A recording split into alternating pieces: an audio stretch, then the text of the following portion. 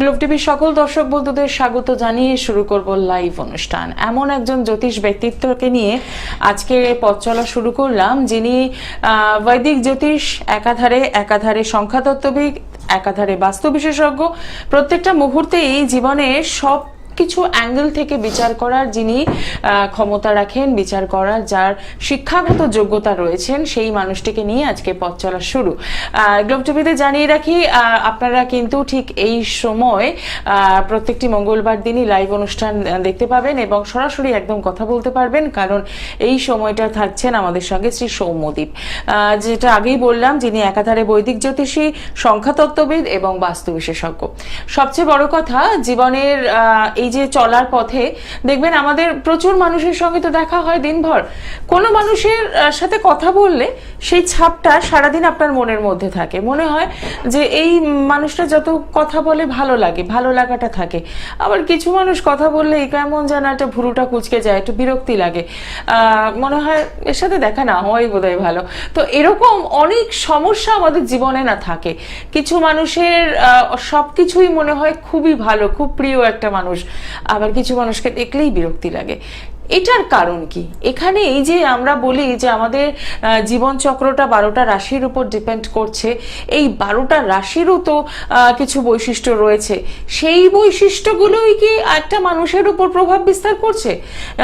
যিনি ধরুন কর্কট রাশির লোক, তার একটা প্রভাব কি সেই কর্কট রাশির ক্ষেত্রে যে বৈশিষ্ট্যটা রয়েছে সেটাই কি সেই জাতক জাতিকা বহন করে আনছে? এই বিষয়গুলো নিয়ে আজকে কথা বলবো, কারণ এমন একজন জ্যোতিষ ব্যক্তিত্ব, তার শিক্ষাগত যোগ্যতা কিন্তু তাকে সেই জায়গায় পৌঁছে নিয়ে গিয়েছে।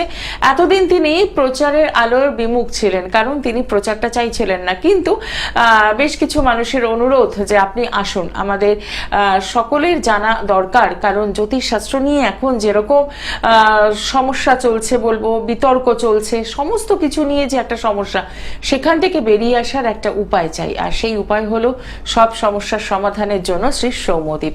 আপনারা রয়েছেন আমাদের সঙ্গে, একদম সরাসরি কথা বলার সুযোগ রয়েছে 25712255 এবং 40081437 এই নাম্বারে রয়েছেন। আপনাদের সকলকে স্বাগত জানাই এবং স্টুডিওতে রয়েছেন শ্রী সৌম্যদীপ দা, তাকেও স্বাগত জানাই। নমস্কার দাদা। নমস্কার। যে কথাটা বললাম, এই যে কিছু মানুষের সাথে কথা বলতে ভালো লাগে, কিছু মানুষকে দেখলে বিরক্ত লাগে, এইটা শুধু আমার বলে নয়, এটা আমার মনে হয় সকলের ক্ষেত্রেই এটা। হ্যাঁ, এটা কি রাশির কোনো বৈশিষ্ট্য সেই জাতক জাতিকা বহন করছে?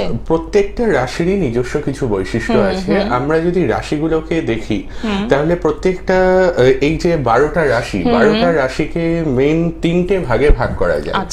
একটা হচ্ছে অগ্নিতত্ত্বের রাশি, কিছু হচ্ছে জলতত্ত্বের রাশি এবং বায়ুতত্ত্বের রাশি, কিছু হচ্ছে এবার সেই অগ্নিতত্ত্বের রাশি যারা হয়, অর্থাৎ সিংহ, মেষ এবং ধনু, এদের ক্ষেত্রে একটা জিনিস লক্ষ্য করা যায়, এরা প্রচন্ড সৎ এবং পরিশ্রমী, কিন্তু কোথাও গিয়ে এরা যখনই মানে কোনো সমস্যার মধ্যে পড়ে, তা চটজলদি এরা মেজাজ হারিয়ে ফেলে এবং এদের মধ্যে একটা রাগের মানে হঠাৎ করে রেগে যাওয়ার একটা প্রবণতা এদের মধ্যে, মানে যেটাকে আমরা এক কথায় কি বদমেজাজি বলতে পারি? হ্যাঁ, বদমেজাজি, কিন্তু এরা মনের দিক থেকে প্রচন্ড ভালো হয়। আচ্ছা, আমরা আসবো আলোচনায়, কিন্তু দেখে নেব প্রথম বন্ধু কে রয়েছেন। নমস্কার। হ্যাঁ, নমস্কার স্যার। নমস্কার ম্যাম। কোথা থেকে বলছেন? আমি জলপাইগুড়ি থেকে বলছি, অনেকদিন ধরে ট্রাই করছি, আজকে লাইভ পেলাম। আচ্ছা, বলুন কার জন্য জানবেন? আমার নিজের সম্পর্কে। আপনার নাম? আমার নাম Shubham Basak. Date of birth? 24শে জুন 1996। সময়? রাত্রি 11:45। আচ্ছা, জন্মস্থান জলপাইগুড়ি? হ্যাঁ, জলপাইগুড়ি। আচ্ছা, ঠিক আছে।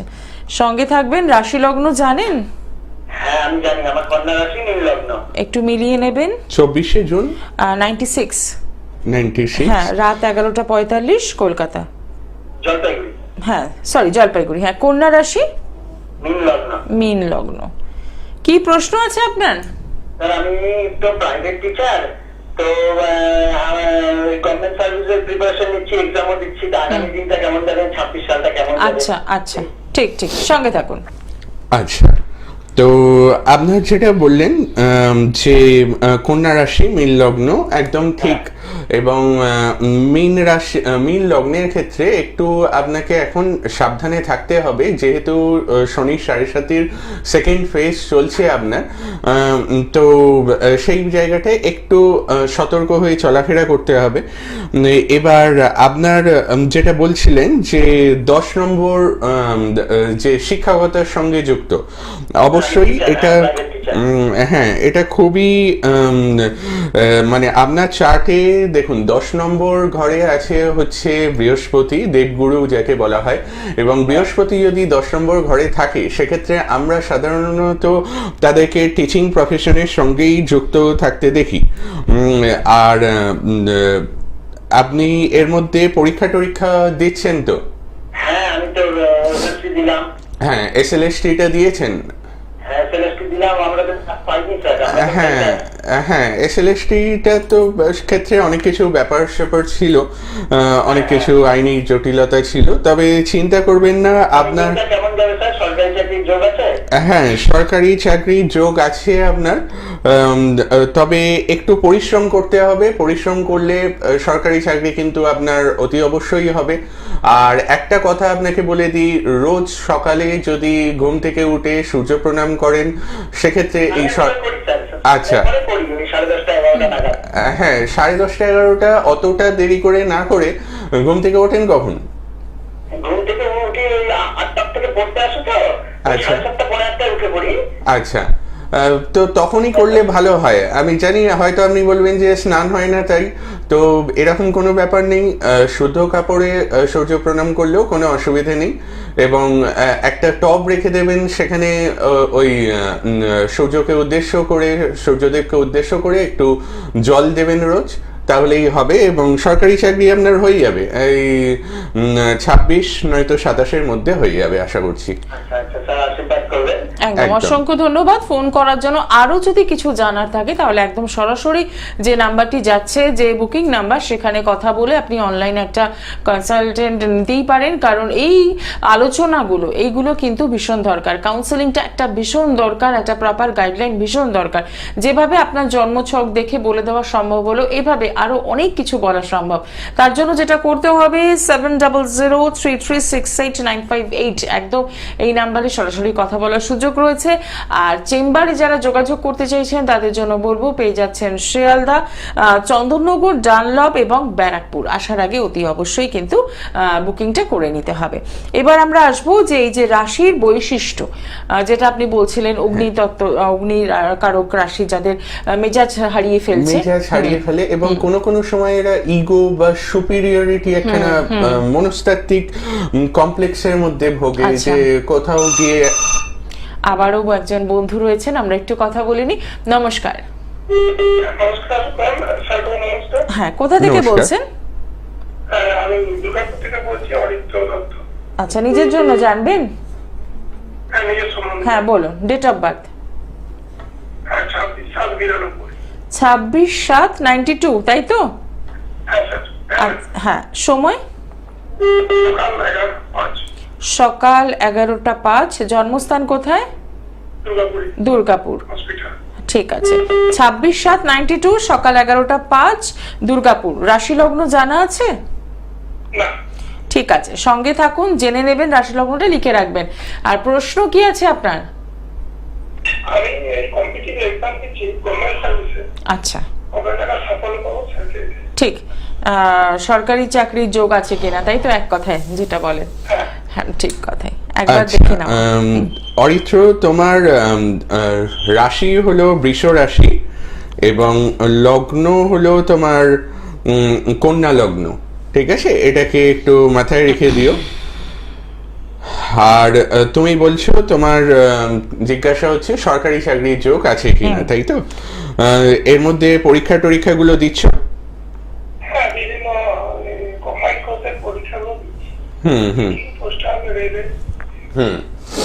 দেখো, তোমার 11th হাউসে সান আছে, তো সাধারণত 10th হাউসটাকে আমরা বলি জবের যে ঘর, সেটা হচ্ছে 10th হাউস।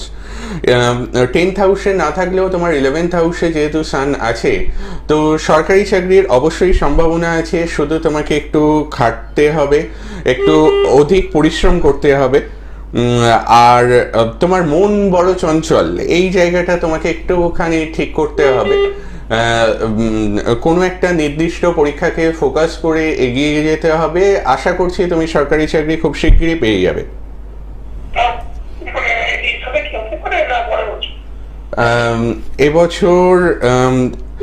এবছরের মাঝামাঝি জুন মাসের 12 তারিখের পরে একটা যোগ শুরু হচ্ছে, তো সেখানে তুমি পেতে পারো সরকারি চাকরি। তো এই জায়গাটা তোমাকে একটু কিন্তু পরিশ্রমটা বাড়াতে হবে এবং একটা নির্দিষ্ট দিকে ফোকাস করে যেতে হবে। এদিক ওদিক মানে অনেকগুলো চাকরিকে যদি তুমি টার্গেট করো সেটা কিন্তু মুশকিল হবে। কোনো একটা নির্দিষ্ট চাকরিকে ফোকাস করে এগো, ঠিক আছে?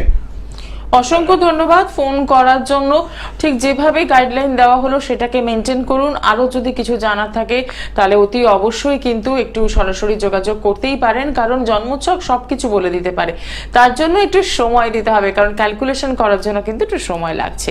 চলে আসি আমরা অগ্নি তত্ত্বকারক রাশিতে ছিলাম। হ্যাঁ, আর কি কি বৈশিষ্ট্য থাকে? তো এদের প্রচন্ডভাবে ইগো বা সুপিরিয়রিটি কমপ্লেক্সে এরা ভোগে থাকে, কিন্তু এরা মনের দিক থেকে অসম্ভব ভালো হয় এবং যে কাজ এদেরকে দেওয়া হয় সেই কাজের ক্ষেত্রে ওরা কিন্তু মানে সেই কাজ সবসময় করতে থাকে এবং সেই কাজ ওরা সবসময় চেষ্টা করে যে যতটা পারা যায় ঠিকঠাক ভাবে করার, মানে দায়িত্বটা ঠিকমতো বহন করতে পারে। এটাই এক কথা। দেখে নেব পরের বন্ধু কে রয়েছেন। নমস্কার। হ্যাঁ নমস্কার ম্যাডাম। নমস্কার স্যার। হ্যাঁ, কোথা থেকে বলছেন? হ্যাঁ আমি বাংলা থেকে বলছি। বলুন, কার জন্য জানবেন?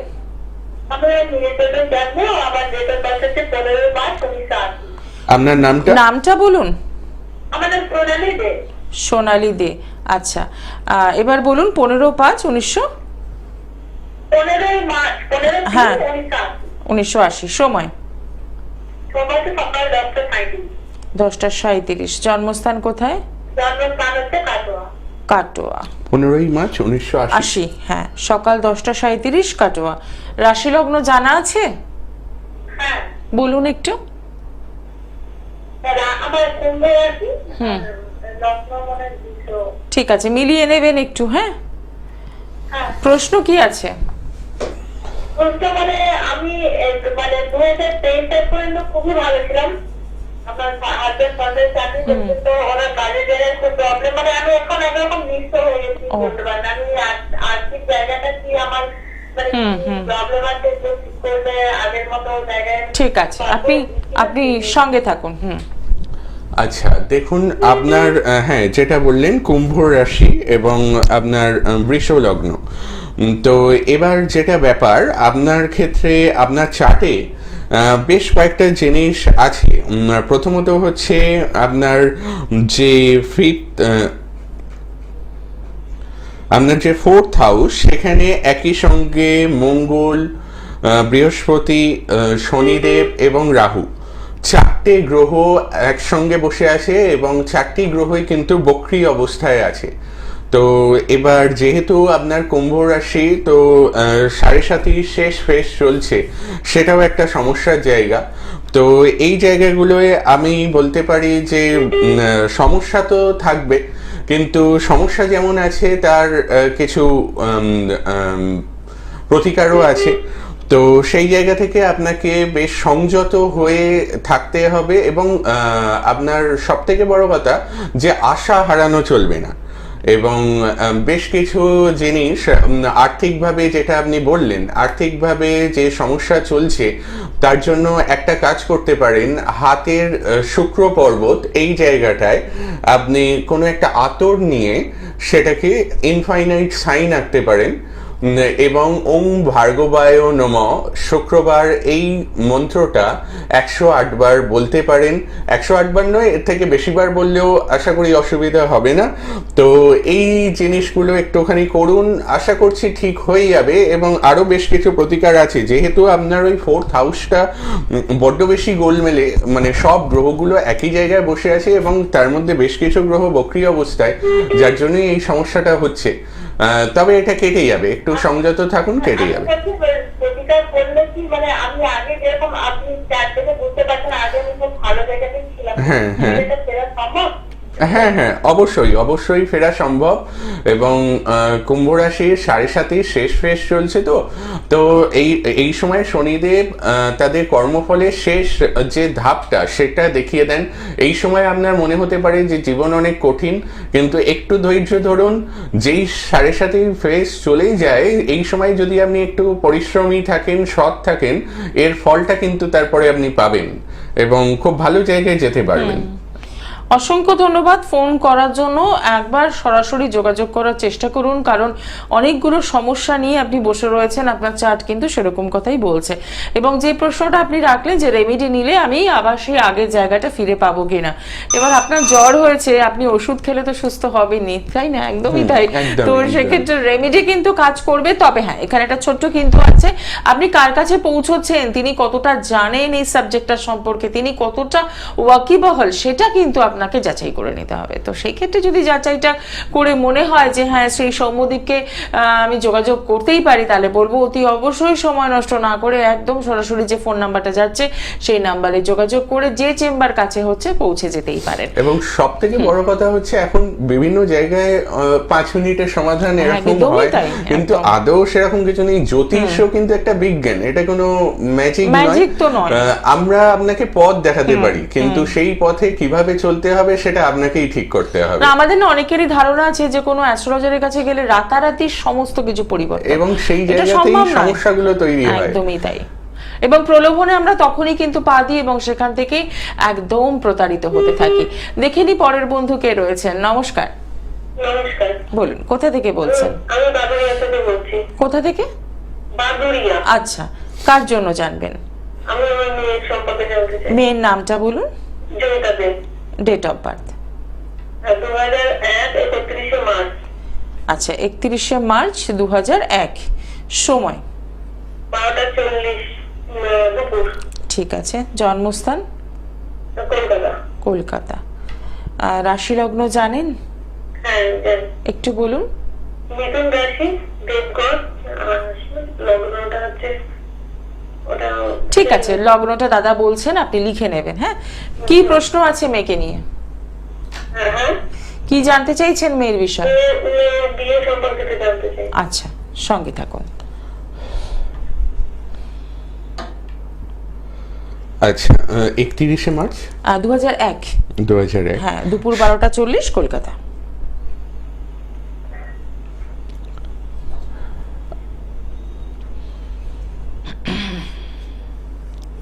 হ্যাঁ, আচ্ছা, ওর রাশি বলছে মিথুন বললেন। হ্যাঁ, ওর রাশি মিথুন, লগ্নটা আপনার জানা নেই। লগ্ন হচ্ছে ওর কর্কট লগ্ন। তো এবার ওর বিয়ের ব্যাপারে জানতে চান, তাই তো? আচ্ছা, তো দেখুন ওর 7th হাউসে স্যাটার্ন বসে আছে, তো শনি মহারাজ বসে আছেন। তো একটু মানে হয়তো কোথাও থেকে একটু বাধার সম্মুখীন হতে পারে, কিন্তু যখন ওর বিয়ে হবে মানে সেই জায়গাটা ওর বিয়ে কিন্তু ভালো জায়গাতেই হবে, কিন্তু একটু আপনাদের দেখে শুনে করতে হবে। যদি দেখে শুনে করেন তাহলে কিন্তু ওর যে হাজবেন্ড হবে সে ভালোই হবে এবং কোনো রকম কোনো অসুবিধের জায়গা নেই সেখানে। যা দেখছি 2027-এর মানে ওর যে বিয়ের যোগ সেটা শুরু তো হয়ে যাচ্ছে, আপাতত 2025-এর শেষ থেকেই শুরু হচ্ছে এবং এটা চলবে 27-এর শেষ পর্যন্ত। এই সময়ের মধ্যে কিন্তু ওর বিবাহ হয়ে যাবে এবং বিবাহ মোটামুটি ভালোই হবে। হ্যাঁ, এটা ওই যে বললাম যে ওর স্যাটার্ন আছে 7 নম্বর ঘরে, এবং 7 নম্বর ঘরে স্যাটার্ন থাকলে এই ধরনের কিছু বাধা বিপত্তি আসে। মানে স্যাটার্ন যে ঘরে থাকে সেই ঘরটাকে একটু বিলম্বিত করে দেয় বা কোথাও একটু গিয়ে বাধার সৃষ্টি করে। তবে এটা নিয়ে চিন্তার কিছু নেই, আপনি একটা কাজ করুন, মানে ওকে বলবেন যে প্রতি শনিবার দিন শনি মন্দিরে গিয়ে পুজো দিয়ে আসতে, সেটা অল্প একটু বাতাসা কিনে দিলেও হয়। সব থেকে ভালো হয় যদি একটু তেল কিনে শনি মন্দিরে গিয়ে যে প্রদীপ জ্বলছে সেখানে যদি তেলটাকে ঢেলে দেন তাহলে সেটা ভালো হবে। এবং ওর যেহেতু 7th হাউসে শনি মহারাজ, তো সেই যে বাধা সেটা কেটে যাবে। শনি মহারাজের এটা সন্তুষ্ট করার একটা উপায়, এবং আশা করছি খুব শিগগিরই আপনার মেয়ের বিয়ের যোগাযোগ ঠিক হয়ে যাবে। আপনি এই উপায়টা করুন, এই রেমেডিটা ট্রাই করে দেখুন, এবং তারপরও যদি কোনো জিজ্ঞাসা থাকে অতি অবশ্যই 7003368958 এই নাম্বারে যোগাযোগ করতেই পারেন। আর চেম্বারগুলো তো বলেই দিয়েছি, আরো একবার মনে করিয়ে দেবো, শিয়ালদা, চন্দননগর, ডানলপ এবং ব্যারাকপুরে পেয়ে যাচ্ছেন, নিয়মিতভাবে পাচ্ছেন। তবে আসার আগে বলবো একটু বুকিং করে নেবেন, তাহলে আপনাদেরই সুবিধা হবে, কারণ প্রচুর মানুষের বুকিং থাকে, তো সেক্ষেত্রে একটু সমস্যা হতেই পারে লাইনের জন্য, ভিড়ের জন্য। তো তাই বলবো একটু যোগাযোগ করে নেওয়া, আগের থেকে একটু বুকিংটা কমপ্লিট করে দেবেন।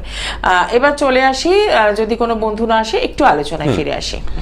তো এরপরে আমরা যেটা অগ্নিতত্ত্বের রাশি বললাম, এরপরে যে বায়ুতত্ত্বের রাশি, বায়ুতত্ত্বের রাশিতে থাকে হচ্ছে মিথুন, তুলা এবং কুম্ভ। আমরা মনে করি কি বায়ুতত্ত্ব মানেই হয়তো সেখানে তারা খুব হালকা রাশ হালকা টাইপের, তবে হ্যাঁ তারা খুব একটা মানে রাশ হালকা এরকম ব্যাপার নয়, কিন্তু তারা কিছুটা একাকিত্ব এবং অস্থিরতায় ভোগেন অনেক সময়, বিশেষ করে তুলা রাশির ক্ষেত্রে এটা দেখতে পাওয়া যায়। এবং কুম্ভ রাশির মানুষেরা তারা সবসময় একটা যোগ্য সম্মান চান, তারা মনের দিক থেকে খুবই ভালো, কিন্তু মনে করেন যে তারা সাকসেস থেকে কোথাও বোধহয় বঞ্চিত হয়ে যাচ্ছেন, এই একটা ইনসিকিউরিটি তাদের মধ্যে কাজ করে। আর এরপরে যে জলতত্ত্বের রাশি অর্থাৎ কর্কট, বৃশ্চিক, মীন, তার এই জলতত্ত্ব মানেই হচ্ছে তারা প্রচন্ড আবেগী, তারা একটুতেই দুঃখ পান এবং অনেক সময় নিজেদের দুর্ভাগ্যবান মনে করেন, কিন্তু কোথাও গিয়ে তাদের মন খুব সরল সাদাসিধে হয়, এবং তারা যদি একটা জায়গায় মানে কমিটেড হয়ে যান তাহলে কিন্তু মানে সারা জীবন সেখানে কমিটেড থাকেন। তারা অত্যন্ত সংবেদনশীল এবং অত্যন্ত আবেগপ্রবণ। তো তাদের ক্ষেত্রে একটাই কথা বলবো যে কোনো হীনস্মন্যতা কাটিয়ে ফেলতে হবে এবং আত্মবিশ্বাস বাড়াতে হবে, তাহলে তারা জীবনে খুব ভালো জায়গায় যাবেন, তারা সবথেকে ভালো মনের অধিকারী হন। ঠিক কথা। এই বৈশিষ্ট্যগুলো তার মানে যে রাশির জাতক বা জাতিকা হবে তার বৈশিষ্ট্যগুলো এইগুলোই প্রতিফলিত হতে দেখি আমরা প্রতিনিয়ত। কিন্তু দুর্ভাগ্যবশত আমরা কি করি, সেই মানুষটাকে কোনোভাবে হয়তো দায়ী করে দিচ্ছি, কোনো মানুষের সাথে হয়তো মিসবিহেভ করে ফেলছি, কিন্তু যেটাই হচ্ছে সেটাই কিন্তু এই রাশিগত কারণে, রাশিগত বৈশিষ্ট্যের কারণে হচ্ছে। কিন্তু সাদা চোখে যেটা বোঝাই যায় না, তখন মনে হয় যে এই মানুষটাই খারাপ বা এই মানুষটাই ভালো, এই তকমাটা আমরা দিয়ে ফেলি। কিন্তু সবটাই সেই 12টা রাশিরই কিন্তু মারপ্যাচ, এবং তার সাথে রয়েছে নক্ষত্রের খেলা। তো এই যে সাধারণ বিষয়টা, যেটা মানে জ্যোতিষশাস্ত্রটা এমন একটা জিনিস যেটা সাধারণ মানুষের জীবনের সাথে ওতপ্রোতভাবে জড়িত। যেমন মেষ বা সিংহ রাশি, তারা যখন রাগ করে আমরা ভাবি যে ও এ বদমেজাজি, একে অ্যাভয়েড করে যাই আমরা, কিন্তু কোথাও গিয়ে তাদের যা মন সেই মন কারুর থাকে না। বা কর্কট রাশি, তারা যখন একটু বেশি মানুষকে আঁকড়ে ধরে তখন আমরা তাকে ভুল বুঝি অনেক সময়, কিন্তু কোথাও গিয়ে তাদের মতন করে ভালোবাসতে আর কেউ পারে না। একদমই তাই। তো সেক্ষেত্রে এই যে আমরা কোনো একটা মানুষকে বিচার করে দিই, তার পেছনেও কিন্তু রয়েছে রাশির খেলা। সাধারণত আমরা হয়তো অনেকেই এই বিষয়গুলো জানতাম না, আজকের এই অনুষ্ঠান থেকে একদম জেনে নিলাম, এবং কথা দিচ্ছি ঠিক এরকমই আমরা প্রত্যেকটি লাইভে কিন্তু আপনাদের সামনে তুলে ধরার চেষ্টা করব কোথায় কোথায় মানে আমাদের জীবনের সাথে জ্যোতিষের কোথায় মেলবন্ধন রয়েছে। দেখবেন খুব মজার একটা ব্যাপার, প্রত্যেকটি বিষয়ের সাথেই জ্যোতিষ সবকিছু জড়িয়ে রয়েছে, একদম, খাওয়া একদম। দাওয়া ঘোরাফেরা সমস্ত কিছু। সবকিছু হ্যাঁ, সঙ্গে। এর বাইরে থেকে কিন্তু আমরা বাইরে বেরোতে পারবো না। তো প্রত্যেকটি লাইভেই থাকবে এরকমই বিষয় নিয়ে আলোচনা, এবং তার সাথে থাকবে অতি অবশ্যই আপনাদের সমস্যার সমাধান। আর সাথে থাকবে শ্রী সৌম্যদীপ দা। যাদের মনে হচ্ছে যে যোগাযোগ করতে হবে, অতি অবশ্যই ফোন নাম্বার রইল, বুকিং করে একদম পৌঁছে যাওয়া। আজকে অনুষ্ঠান এখানেই শেষ করব। সকলে ভালো থাকুন, নমস্কার। নমস্কার।